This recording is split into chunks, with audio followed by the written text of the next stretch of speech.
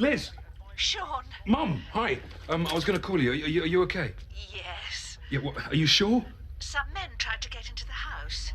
Well, are they still there? I'm not sure. We've shut the curtains. Did you try the police? Well, I thought about it. Well, are you okay? Did they hurt you? No, I'm fine. I'm fine. Mum? Well, they were a bit bitey. Mum, have you been bitten? No, but Philip has. Oh, okay. Has she been bitten? No, Philip has. Oh, okay. Listen, Mum, what sort of state is he in? Oh, he's fine. Bit under the weather. I see. What's the deal? We may have to kill my stepdad. Listen, Mum, sit tight, okay? You're not safe there. We're coming over. I don't want to cause a fuss. We're coming to get you, Barbara! Welcome, everyone, to this week's episode of Reanimated. This is episode 49, and I am here with my intrepid co-host, Stuart Tiffin, and I'm H.A. Conrad. Hello, Stuart. Hello. Hello. On this fine day, as always, this episode is brought to you by Squarespace. We love Squarespace. It's the all-in-one platform that makes it easy to create your own website. We use it here on Reanimated. It is very easy to use. We encourage people to use it. And to encourage that usage, Squarespace is offering a deal to our listeners for first-time users of their services. They'll give you 10% off of your purchase if you use the code zombie. It's not case sensitive. Just throw that in there in the cart if you make an order there, and bang, you're good to go. So in any case, we are almost up at episode 50, but today we have a very special episode of Reanimated. We're talking about our usual zombie news and Zed related events, but we will be reviewing one of my all-time favorite films ever, which is Shaun of the Dead. I'm very excited, if you couldn't tell. It Also- is mildly apparent, yes. Yes, also highly caffeinated. Woo! Anyway, so hello, Stuart. Hello. Hi. That was good. That was a good impression. Nice. Yeah, thanks. So how goes it? I hear there was somewhat of an earthquake out there this morning. 3:20 a.m. was woken up to the feeling of everything shaking. But luckily I was 40 miles away from the epicenter. So even though it was a 6.1 down there, over there in Napa, nothing, we didn't lose power or anything. So you had no, sort of post-apocalyptic issues this morning. You were pretty much insulated from it. Yeah, I went out for a run this morning just to kind of also take a look around, and everything looks totally normal. They're setting up an antiques fair in the square in town right now, so everything is very normal here right now. So your reconnaissance was successful. Yes. Well, it's weird because I know, California, I think you get used to a little bit of the earth trembles a bit, so I think it's something you expect if you live out there. But I here in New York a couple of years ago, we had the earthquake that was super weird to feel because you're just not anticipating it in New York. And so, I felt it in the building that I was in at the time. And I was just like, what the heck are they doing? Are they doing like instruction in the middle of the day? And I was getting all angry. And no, in fact, it was an earthquake. So I'm kind of glad it's out there and not here at this point. What way to take your anger out on the Earth's crust, AJ? I know. Anyway, enough about non-zombies. You never know. You never know what can make up a zombie apocalypse. True. Could be an earthquake. They could release radioactivity that comes out of the ground that creates zombies. You never know. You have to be prepared. But you ready to move into our news items? For shizzles. I'm going to give you the first one. Okay, yeah, so H1Z1, which a few episodes ago we talked about this game a fair amount, calling it H1N1, because that just rolls off the tongue. H1Z1 is the upcoming game about a sandbox multiplayer zombie game being made by Sony Online Entertainment.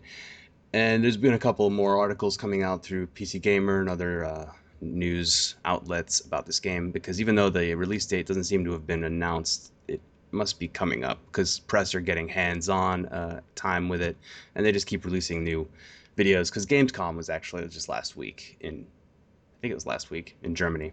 Which, speaking of shambling hordes, that it's the biggest gaming convention in the world. hundreds of thousands of people. It's terrifying.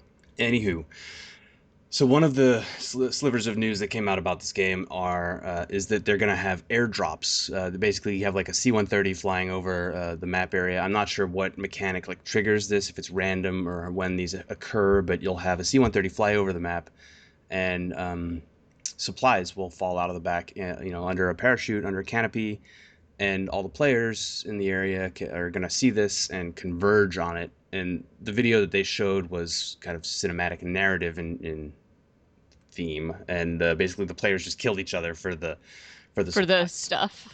Oh, that's fun. It does, again, kind of undermines my secret hope to have us all just, can't we all just get along? Can't we all band together and overcome the hordes of the undead? Yes. There's no working together, no cooperation. But so that's an interesting new mechanic, though, and I think that we'll see. Maybe the people who band together survive together. Cool. Arrive to survive, as they say at Terminus. Our next news item isn't necessarily zombie related, but it is undead related. Apparently, they are going to be Anne Rice's Vampire Chronicles books, which are all the her vampire novels. So the Interview with the Vampire, Vampire Lestat, etc. They have been optioned to make yet another adaptation. These were made. People probably remember how Brad Pitt was in these, and Tom Cruise and Kirsten Dunst and all that sort of thing.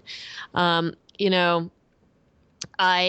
read these when I feel like I was like 12 or 13-ish when I first read these, and I thought they were amazing. They are not. They're fun. There was a fun reimagining of vampires, but they quickly deteriorate. I think probably the Interview with the Vampire was sort of the most interesting idea behind it. So not sure what I think about this. Hopefully they do a better job than they did originally in adapting this. I think that the Interview with the Vampire came out in '94. That was with Tom Cruise and Brad Pitt. So I'll reserve judgment. We'll see what happens. But I don't know how you feel about it, Stuart. I don't know that we really need this, but apparently other people think we do. I read these, unlike you. I read these later, like in college or just after college. I read a lot of as many of the Anne Rices as I could until they started to get a little preachy, and I really kind of enjoyed. They're pulpy. They're they're totally beach books, and but I'm just laughing at myself as a 12 or 13-year-old who was like, "Oh, that's so great," and then when I reread them, I'm like, "Oh, these really are just kind of like pulpy, silly books," but they're fun. It was a good idea, and I liked some of the things that she did with it, but.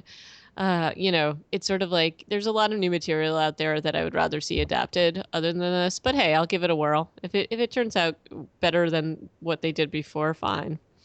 Yeah. So. I thought Interview with the Vampire, the movie, was okay, although they took some turns with the storyline that I was hoping that I wish they had not. Agreed. And then Queen of the Damned was a miserable film that I walked out. I didn't even bother to see it. But I also, Tom Cruise will never be Lestat for me. So that's it. There was a lot of uproar about that at the time, I recall too. He's terrible in that film. Anyway, but in other news, and I know you were really worried about this, Stuart, that Lollapalooza zombie gentleman who took a chunk out of another peaceful concert listener. They were watching the Arctic Monkeys at Lollapalooza in Chicago. This guy apparently bit him, and they have caught the alleged biter. So he is currently in custody, supposedly. I know. You were really worried. Seriously, I'm sorry. I'm just trying to figure out how they've tracked him down. Well, that's what I'm wondering. I'm like, how did they determine that this was the person? So I don't know, it's very sparse in details. So I'm wondering, it's like maybe he isn't the guy, and they're just doing this because people were freaked out about it. Who knows? But in any case, there you have it. He is safely behind bars. I think he turned himself in. He was arrested at the police station after meeting with detectives there. Oh, fun. Other kind of gaming news. Did you happen to see this thing about the Resident Evil survival course? Yeah, and I thought when I first read the headline that we had already reported this because we talked about an immersive experience in Japan, No, but this is this here in is the States. different. This Yeah. is different. And they're remastering the original Resident Evil, which is coming out pretty soon, I think. And they basically have created this Resident Evil defense course, and there's different things that you can do. Um, and it looks kind of cool. The visuals look interesting, but yeah. So I don't So know. did it really keep your interest even after you read the sentence that Team Zombie has to shoot Team Human? Not really. It's paintball, or yeah, or laser tag. I couldn't actually tell which one it It's is. paintball. Paintball. Um, But yeah, I'm sorry.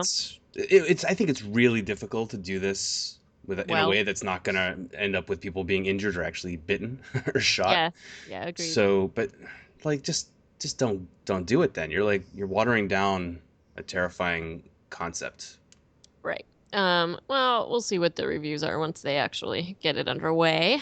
Um, I found this news item that I like seriously rolled my eyes at this. I've seen little things about this, but it's so insane. Like, who the heck cares? But apparently, there is a little snippet of an interview with Robert Kirkman about Daryl Dixon's sexuality in The Walking Dead. Apparently, inquiring minds want to know, and they want to know why he's not attached and all this other stuff. And it's kind of like, and supposedly this may get addressed at some point, although he gave a pretty neutral response. Again, who cares? This I is don't know. some bullshit. This is people trying to actually. This is like, if they do end up doing something with this, I would kind of hate it because I feel like this is the audience forcing a story turn that doesn't need to happen. We don't need relationships in this show. I mean, we do in that we need survivors relating to each other, but we don't need romance. Well, right, and the weird thing is not the weird thing is, but I felt like Robert Kirkman's response was kind of like, eh. It's pandering, I think, though, a little bit. It's a little bit, but it's also like, um, if I think it was a little bit of a snarky comment. Like, if there's ever a quiet period in the show where he's not consistently distracted by crossbowing, maybe we'll tackle it, which is kind of like, eh. Um, but agree. It admittedly pissed me off a bit. So that was that. Um, I just think that that's something that who cares? And I really was just, I don't think that that's a necessary thing to tackle at all. I mean, if it's something that's part of the storyline, maybe, but it doesn't feel like it should be. And I think that they should just leave that alone. Unless, oh, nope, I'm not going to talk about season 4. Sorry. No, no, no. I almost Don't do started it. to. Nope. Holding Don't do back. it. Don't do it. Don't do it. Okay. Um, Next. Let's stop talking about The Walking Dead. Next, so there was a little article on IO9, which was, kind of funny, but it was just talking about the fact that we're nowhere near reaching peak zombie in terms of what's going on. And it's basically talking about how there's more focus on a different type of zombie stories. So it's sort of like origin stories are kind of out and more survival stories are in and that kind of thing. And it's, we're seeing movie trends and show trends. And I mean, we're still seeing, the sci-fi show is coming up and we're still seeing films coming out. And it's going to be, I hope they're correct. I don't know if this is is actually true. What do you think? Well, to get a little bit meta on this article in quotes, this is like one person's opinion and then the author of the article. So, Oh no, I agree. I I just don't think we're not looking at like a grand. No, not much research went into this article. Is all I'm No, saying. no. Agreed. But I just thought it was an interesting question and curious what you thought. We ask this question. I feel like we do talk about this a lot on the show, and it's worth talking about. But I just don't know that IO9 is doing the question justice by asking one author. Agreed. And then posting like giant quotes from their interview, which seems lazy journalism. But okay, moving on from that, the points that Nice. they're making are, as you said, good because yes, we are seeing still fresh indie content coming out in this genre, and that's important, and not just indie, but mainstream and with a lot of money behind it. And while that can kind of squash the creative spirit a little bit sometimes, because we still have a lot of this indie content coming out, this real budget stuff where they have to really work, massage the story out without the benefit of CG, then we're still seeing leaps and strides in this genre, and I'm happy about that. Yeah. One question I do have about this, what the second to last paragraph is, Jasper Ford's Shades of Grey. Is that the book about bondage? No.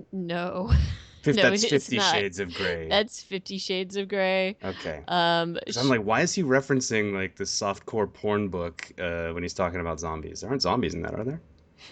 no, no, no, no, All no. right, fair enough. No, that is not. No, the Jasper Ford book is something different. Have you read this?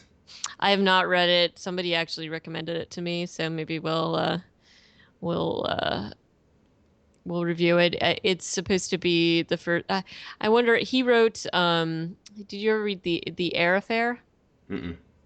They're like a group of books called the Thursday Next novels. And some of them they're very tongue in cheek. They're a little bit silly. They're very British in their sensibility.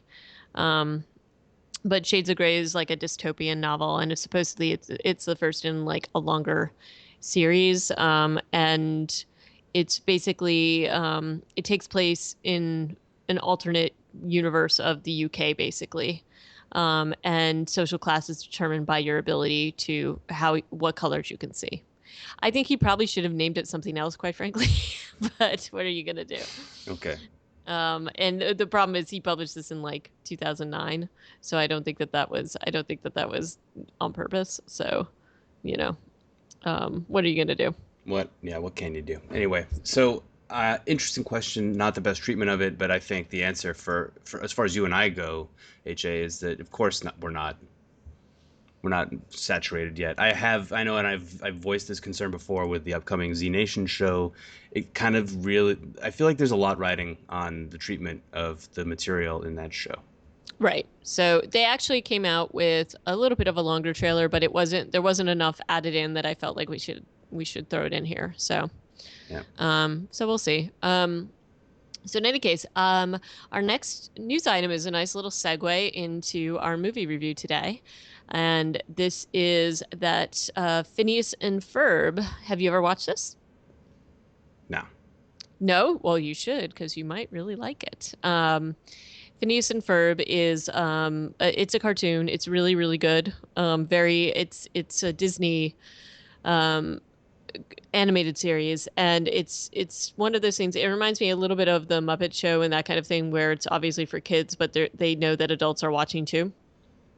So the humor is pretty spot on and well done, and the writing is really good. But in any case, have a Halloween special coming out where they are going to be featuring Shaun and Ed from Shaun of the Dead, and Simon Pegg and Nick Frost are definitely participating in this.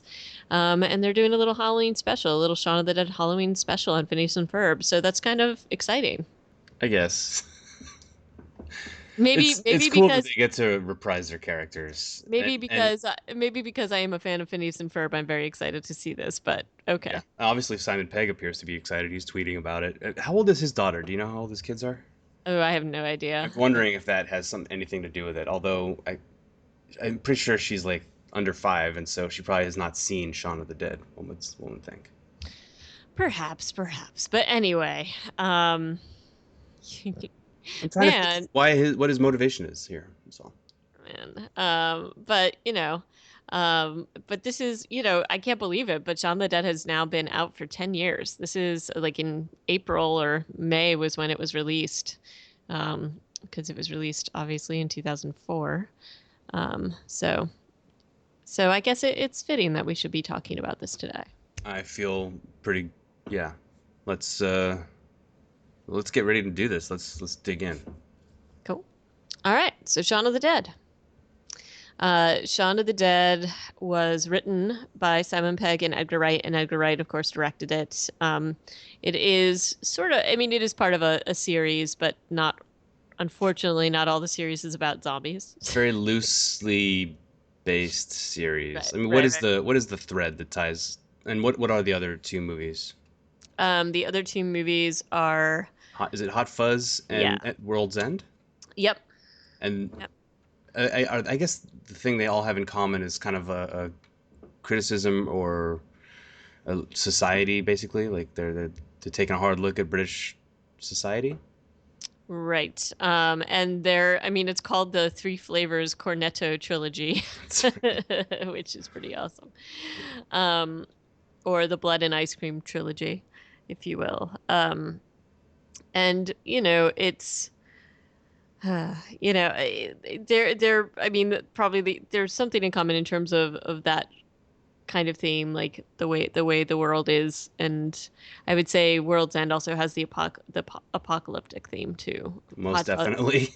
Hot Fuzz, not quite as much. But the thing that ties them all together, it's Edgar Wright, Simon Pegg, and Nick Frost. So True. there you go. And Um, to some extent, what's Bilbo's name? He's wait, in two of them anyway. Martin Freeman. oh, I mean, like Is Bilbo. What are you talking? Yes, yes, yes. is he in? He's not in Hot Fuzz, I don't think. Yes, he is. Yes, he is. Martin Freeman is. Yep, he has a little. He is the. I believe he is. He gives the bad news, I think, to. Yeah, he's this Met sergeant. Yeah, he gives the So he's bad the one who news. tells him that he's being transferred to the country or something. Yes, yes, and he's really a jerk about it. So these guys must have known each other forever. Okay, Yep. so I don't know. I don't even know how to start attacking this. There's so much good Well, material in here, but well, to, this is the thing. Like, they decided to do this. I mean, as you and I talked about in our last episode about Spaced, some of this came about because of that episode in Spaced where the Simon Pegg character, they're playing Resident Evil and he gets caught in kind of a zombie killing nightmare. So we see sort of a little precursor to all of this in Spaced, the series, the television series. And we also see a lot of the same actors and people involved from Spaced in Shaun of the Dead, even if they're in minor roles. So when did you first hear about Shaun of the Dead? I'm pretty sure when it came out, because Dawn of the Dead came out the same year or the year before. No, I think it was the Or the same same year. year, yeah, 2004. So that's And they kind actually, of crazy.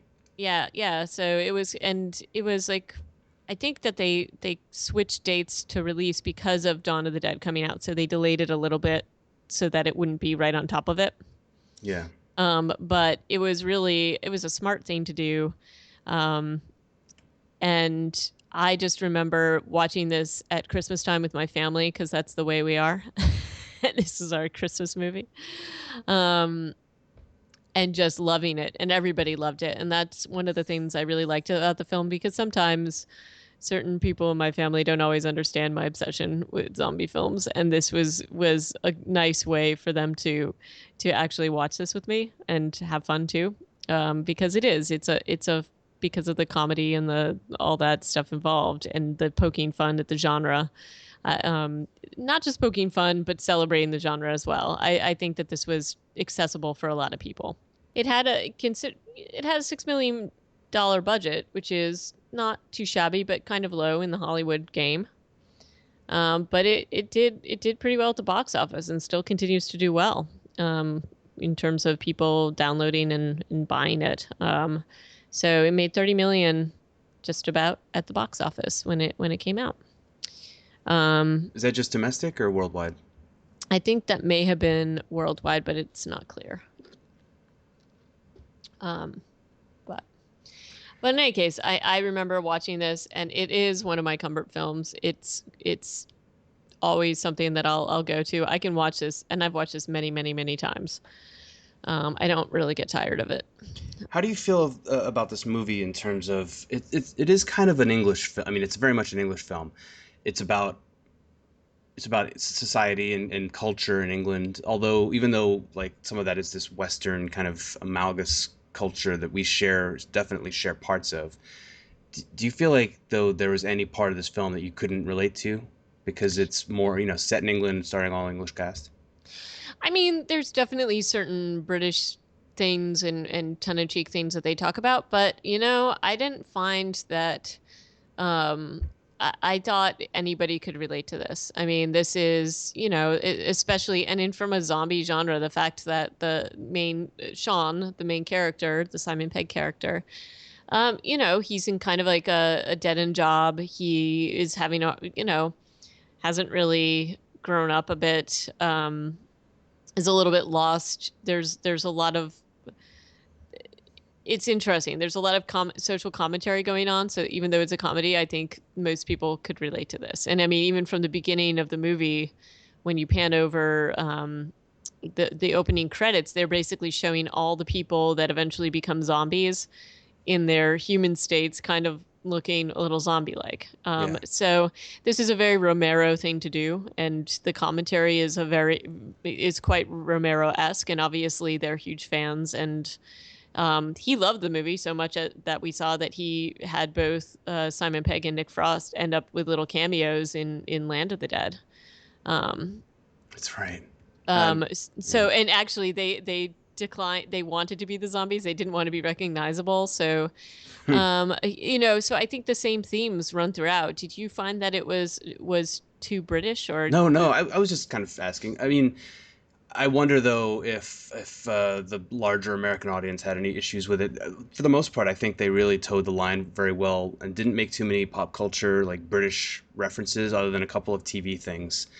Well, I mean, the TV things, I mean, even the talk show things, which apparently the Trisha show, which they show some clips in, is a real British show. Mhm. But I think people understand that that's sort of like their equivalent of Oprah or whatever it is here.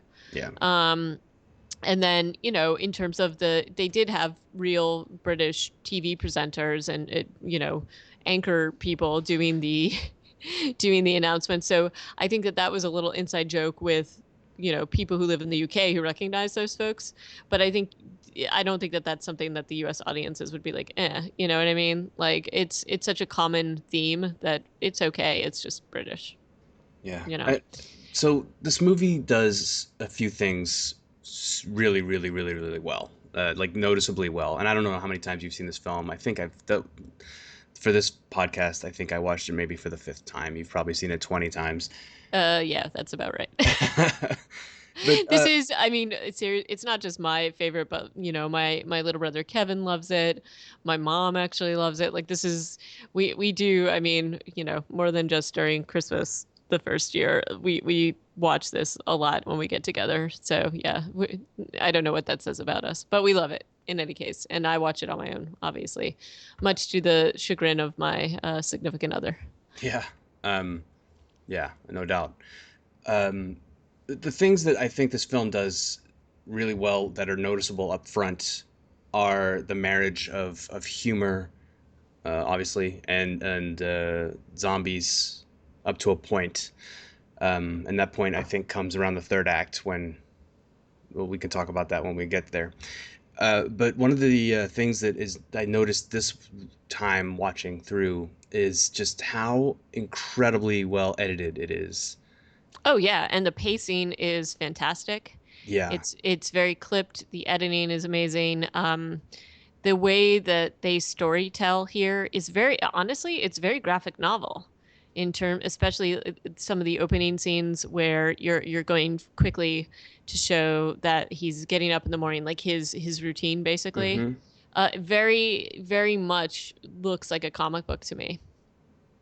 Like I feel like Edgar Wright and whoever edited this or made these decisions in terms of the art direction for this was just spot on.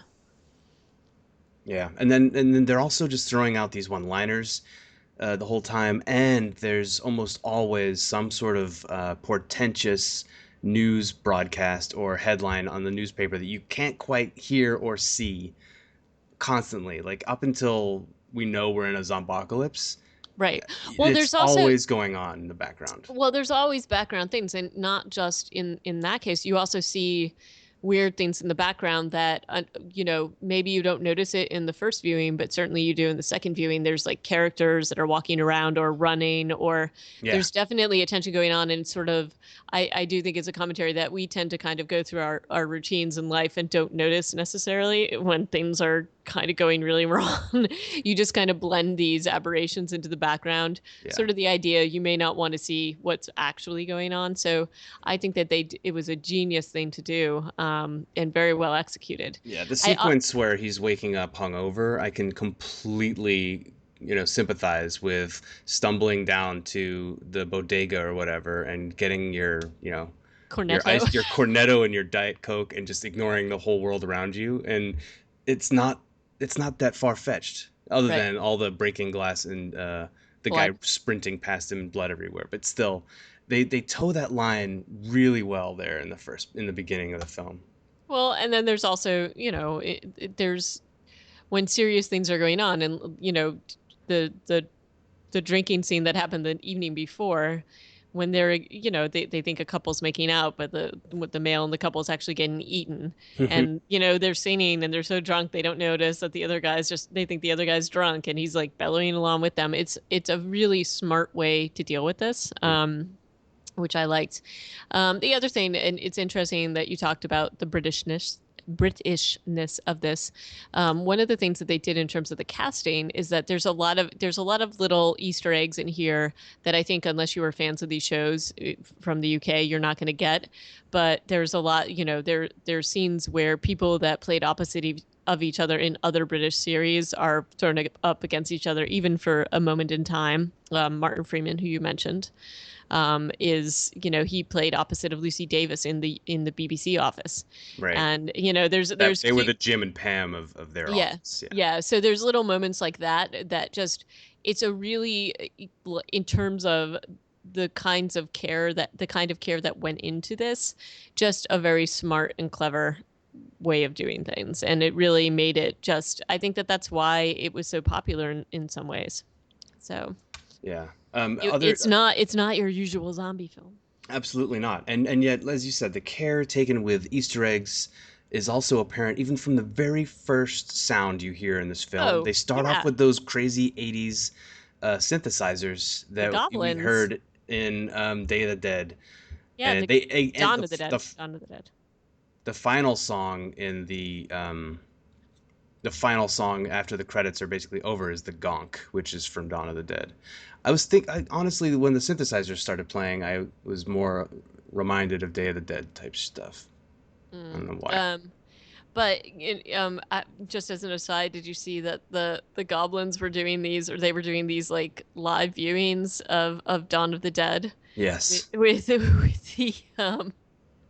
with the people playing along. I can't imagine how that was. So anyway, no, the care in the soundtrack, and it was just a very tight film overall. There's even a total shout out to Day of the Dead in the death of David in the movie in the third act. Oh yeah. That is almost like a shot for shot entrail removal. Oh yeah, no, totally. And it, I don't know how he kept a straight face doing that scene, but it was absolutely, and that's the thing.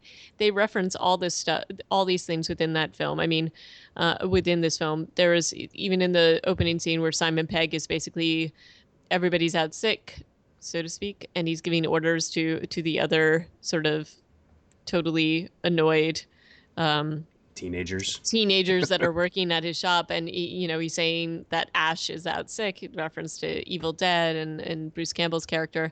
I mean, there's so many things about this for zombie fans, but the thing is that even if you are not a zombie fan, you can still enjoy this without knowing what those references are. Yeah. Although I was cackling. I mean, it was hard for me to watch this without laughing, or not laughing, but just sort of like really appreciating the fact that they did this so well.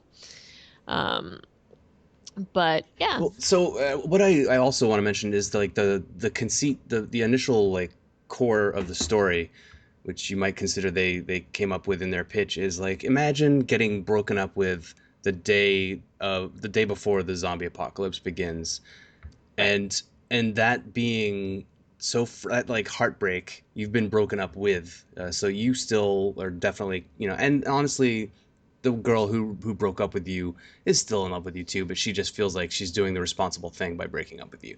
Right. And those two people trying to save each other in the zombie apocalypse. And I think that even by itself is a cool idea for a story right there. Well, that's a cool idea. Also, the idea, this cast was phenomenal. So they had the phenomenal Bill Nighy in the role of Shaun's stepfather in this. So there was all that secondary story too, of Shaun's relationship with his mother and with his stepfather. That's powerful stuff too. I Yeah. mean, just really, it just so there's the rom-com or the zom-com part of it, which is him and his lady, but there's also the relationship between him and his mother and his stepfather. And it really, I mean, overall, I can't think of anybody in this film that was a dud in terms of casting. Like, this was just very well acted, and I mean, I think it was clear that the cast was having an awful lot of time, an awful lot of fun um, doing this film together. And then even in terms of the extras, like they basically did they were like calling all people like fans of Spaced and all this other stuff, and so a lot of the zombie extras were fans of the shows or fans of Edgar Wright and Simon Pegg and Nick Frost, who Chris just came. Martin was Well, a zombie. well, Chris Martin was a zombie. There was also, oh gosh, there was somebody else that was like the bike messenger zombie. Oh, okay. No, he was from Spaced. So he's, a raver bike messenger from Spaced, and he ends up here. So there's like tons of stuff like that. Um, The Raver Bike Messenger. I remember that guy from the yeah, show. right, Yeah. right. So it's like they have a lot of people that just wanted to be involved in it because it's fun, and also, Chris Martin does his little cameo on the talk show at the end. Like he and Coldplay are doing Zombade. Yeah. Um, the other thing that I really liked about this film is that they never actually, they make references and poke fun at other things. So they never actually know why the zombies are made zombies. And there's a couple of newscasts where they're about to say how it happened Yeah. and they cut off. There's also a reference to, monkeys escaping a lab and biting people and being, they have a conversation where they're like, that's total bullshit, man, that kind of thing, reference to 28 days later and things, so there's all that fun stuff. Did you see the extras on the DVD release? No, I haven't seen that. Because they tie up a couple loose ends, like what happens after David gets pulled out and his intestines eating. People are always wondering what happens. Like they were like, oh no, how is Well, you know? Diane runs out there, and you Well, never no. see So that. they explain what happens to her. Lucy Davis talks about it. She basically survives by taking one of his legs and going up in a tree and eating his leg or something weird like that. There's fun stuff like that they do eventually explain. I don't know. Have you ever seen the comic about There's Something About Mary that Simon Pegg and Nick Frost wrote? No. So the first zombie that they encounter up close is Mary, Right. who's back in the zombie back in the garden, and we saw the photo from that last week. And they basically did a whole comic strip about how she ends up back in the garden. Oh, that's cool. Yeah, it's kind of cool. I'll Because send she's it to also you. in the title credits. She's a All of the zombies are. oh, well, even the weird twins. I think just about everybody is. If you see all of them panning over, maybe not the twins. The twins were cool zombies, though. They're crazy. Of all the people from Spaced who were in this, which is just about everybody. For instance, his roommate, the character of Yvonne is played by Jessica Stevenson, who Hmm. is the co-star on Spaced and their roommate and kind of like the main character in a way. Shared title with Simon Pegg's character. And she plays like the alter ego or his best friend and leader of her own group when they meet up later on in Shaun of the Dead. And her mother in the film is played by the woman who plays Marsha in Spaced. Hmm. And then the other two people, or not Declan, Martin Freeman, I don't know if he has been on Spaced or not, but everybody else basically in that group was on Spaced. Well, yeah, and then there's also people from Black Books. That's the so they're on there too. They're let's see. Let's see. Dylan, Moran, and Tamsin Gregg are Bernard and Fran on Black Books. And then we already talked about Lucy Davis and Martin Freeman on in The Office. Matt Lucas, who is from Little Britain, very recognizable now, had no idea who he was in 2004. Right, right. So there's a ton of things like that going on.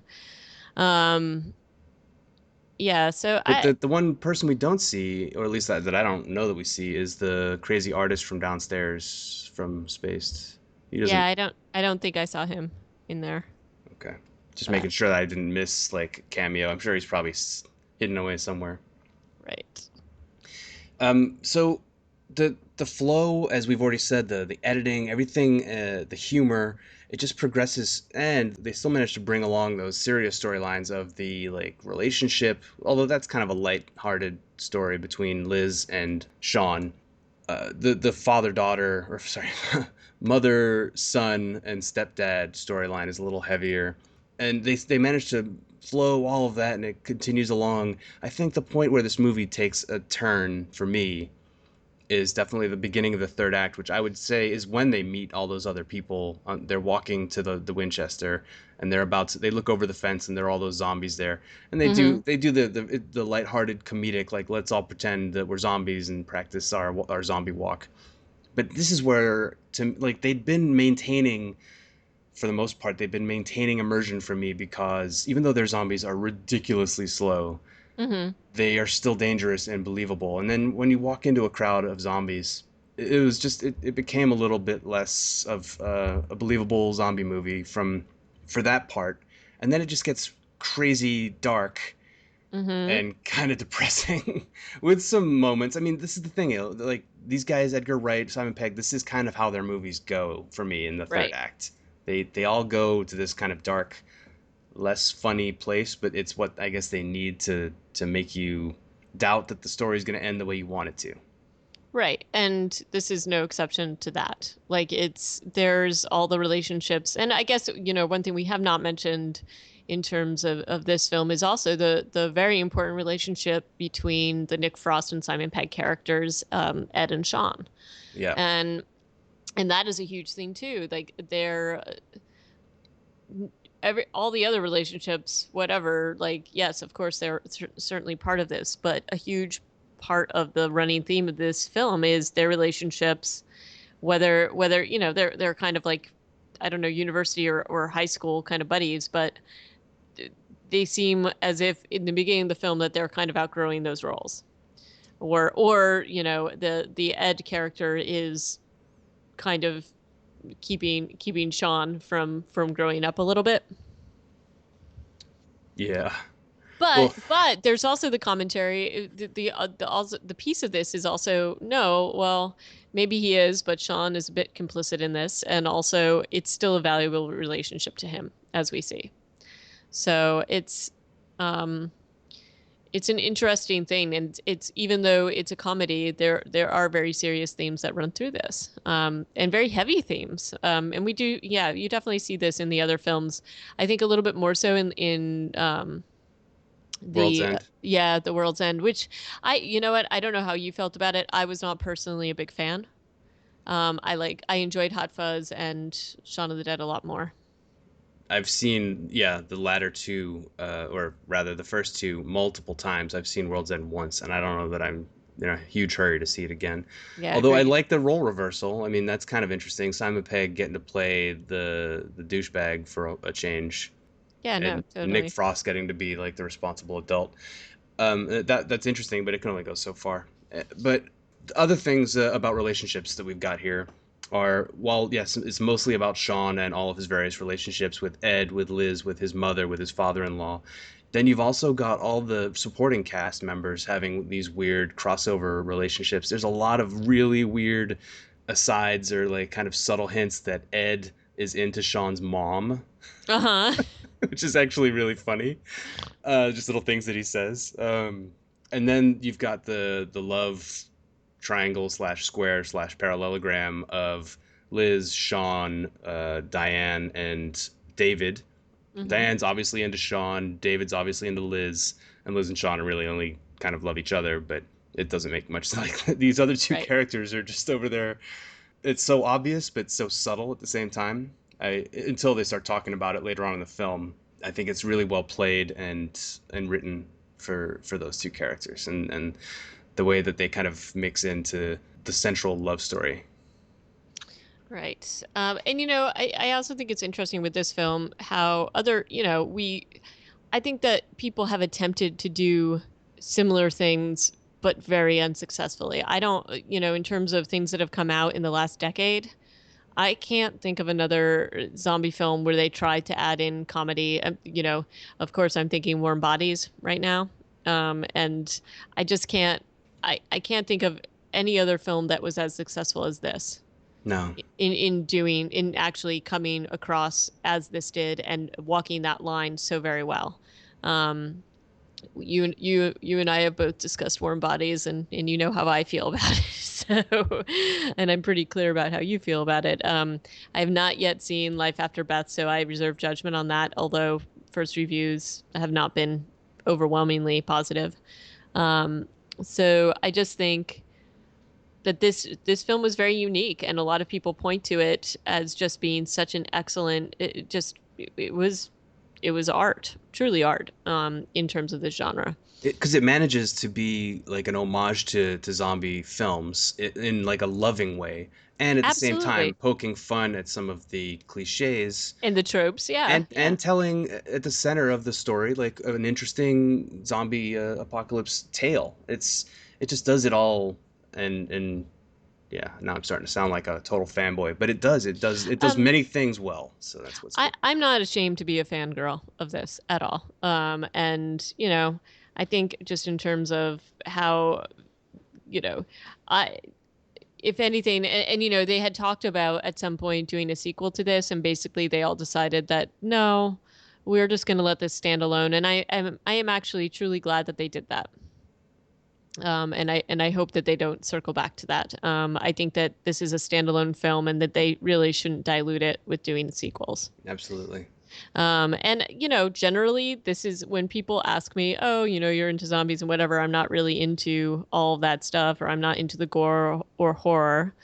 Aside from me being like, "What?" No, this is one of the films I always point to as sort of an entry level introduction, which it it's not your Romero, but it does do the trick if people want sort of an introduction without being too scared, I guess. And I also think that this film, and as I've watched it so many times, and this is true, but it still stands up. It doesn't feel dated to me. I mean, it's squarely set where it is, but it doesn't feel. I don't watch it now and go, oh, you know what, that's disappointing. So I also think even a decade later, it's still definitely worth watching. Oh yeah. I mean, well, the thing is, we're part of that generation. Even though it's an English thing, we're part of that generation that the film is talking about. And just like their dissection of the record collection when they're throwing records, Oh, even oh yeah, I know, I it know. is. I mean, that's not a joke. Those aren't jokes that are going to last forever because people aren't going to know, the references to the various bands or albums forever. But it's still going to be good for another 10, 15, 20 years. Forever, forever, Stuart, Very forever. well. So basically, to wrap up, or Oh, no, we that's can't wrap up yet. I have a question, what? a very important question Okay, for you. okay. The Winchester, Yes. yay or nay, as far as zombie hole-up site? I think that if they had decided to go, well, if they had done the Winchester right, it could have been a good site because they do have the big barriers on the windows and things like that, that they can close up, but they just didn't do that here. I think if they had chosen to go up above and gotten rid of the zombies in the apartments, maybe. But as an overall hole up site, other than the fact that it has beer, probably not. Yeah, I have to agree. I think the windows that it has are too big. And obviously they had to go through a huge crowd of zombies to get in there. Right. So right away they were encircled. But yeah, although it story wise, it made a lot of sense to have to go there because they made such a big deal about Right. going there all the time already. Well, right. And they have pig snacks there too. So of course. And I love I kind of love the end of this film, even though it's like they wrap it all up real quick. Not the very very end, but the end of the Winchester, where suddenly the military shows up and they're just killing all the zombies, even though like most zombie films do not end this way. No. And so it's they kind of bring back the lightness and they bring back the joy and the life to the film, because it would be really difficult to walk out of Shaun of the Dead if it ended like Dawn of the Dead or Day of the Dead. Oh, and another mention that I forgot to talk about in the beginning was the fact that Peter Serafinowicz is in this and plays a jerk extraordinarily well. He was also in Spaced. The jerky roommate who had been making commentary about the way Shaun lives his life and is, basically has a screaming match with Shaun and tells him to get his life together. And, one of the comments he makes is about, if he's an animal, why doesn't he go and live in the shed? Mm-hmm. So we see a nice little wrap up here at the end of the film, with Ed being in the shed playing video games with Shaun as a zombie, of course. So it does end on a hopeful note, even though one of them becomes a zombie. Like you normally see the zombie killed, right? So he's a little bit of a bub character Mm-hmm. in this. So yeah, and I don't know. I thought you're correct. I think that they couldn't end it with Shaun and Shaun being torn to pieces. So that's a little bit of a different note to end on, I suppose. And not different bad. I mean, I don't think that it doesn't make sense that all zombie films need to end with like the two people with limited gasoline in a helicopter flying towards an unknown horizon, or who the hell is even left at the end of Day of the Dead? I don't know. I can't even remember. No, I I think can't. they escape They escape, the underground but base and run off right. into who knows where.